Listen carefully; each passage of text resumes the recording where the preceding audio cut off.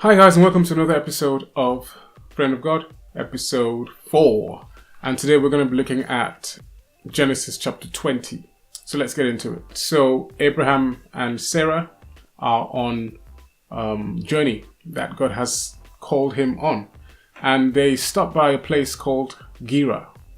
And before getting there, Abraham said to Sarah, "You know, you're a beautiful woman. When we get to this place, they might try to take you from me. So tell them you are my sister. Don't tell them you're my wife." That sounds familiar. I think he's said that before. Yes, he has. Genesis chapter 12, he did that in Egypt. He did the same thing again. And guess what?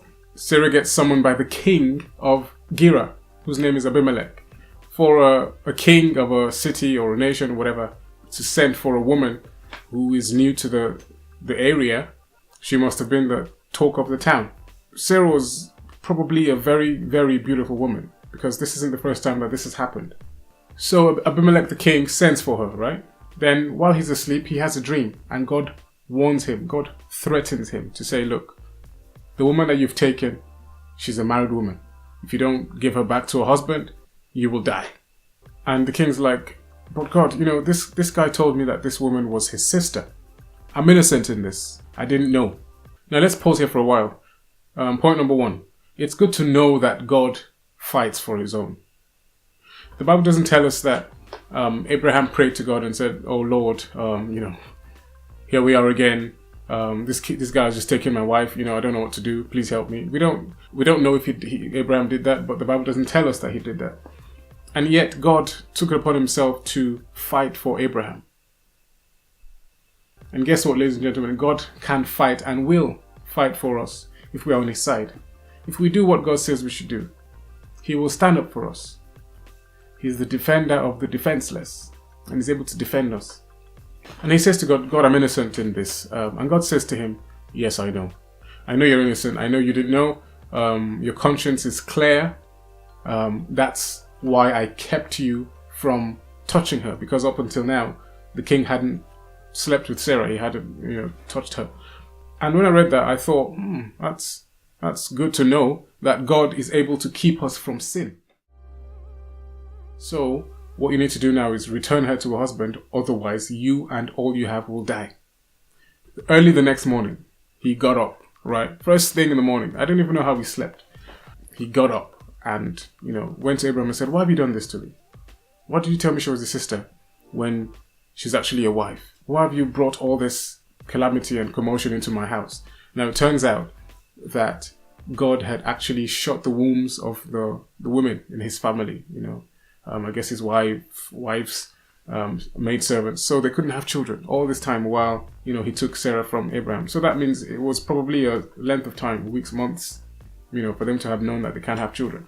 And Abraham says to him, I didn't think you were a God-fearing people. I thought you might kill me and take my wife, and so I told you she's my sister. Besides, she is my sister. She's not my mother's daughter. She's my father's daughter.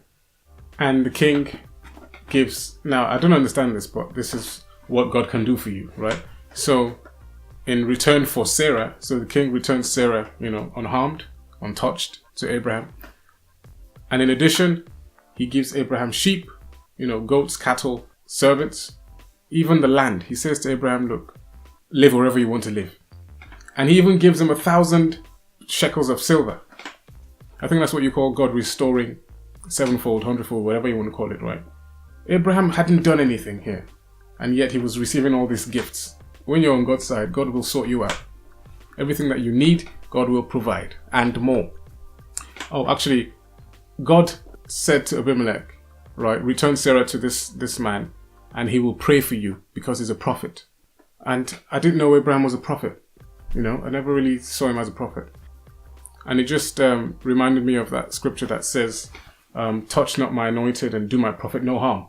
So Abraham prayed for the king, and God opened the wombs of the women in Abimelech's family so they could have children again, while Sarah still didn't have a child. I found that quite ironic.